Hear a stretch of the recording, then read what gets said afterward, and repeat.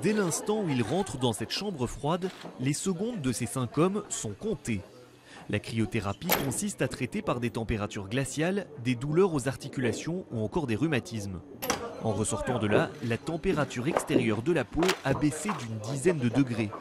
Dans ces conditions extrêmes, les changements de température se font par étapes.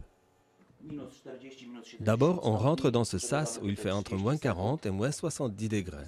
On y reste 30 secondes et puis on passe dans la chambre de cryothérapie où la température descend de moins 120 jusqu'à moins 160 degrés.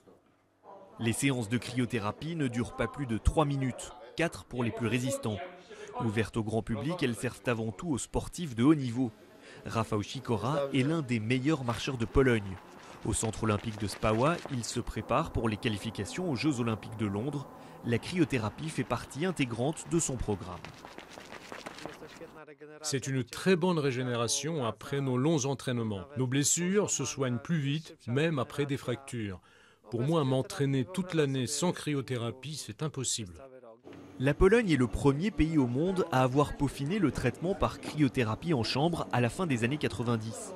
L'année dernière, l'équipe de rugby du Pays de Galles est venue suivre une cure, ici même, à Spawa, juste avant la Coupe du Monde, où elle a atteint brillamment les demi-finales.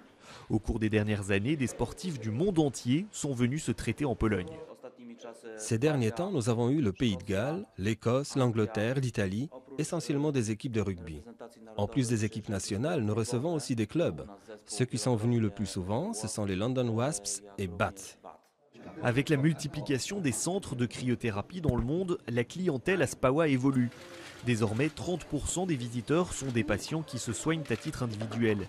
Mais les sportifs encore majoritaires comptent beaucoup sur cette méthode pour récolter une moisson de médailles dans moins de 6 mois à Londres.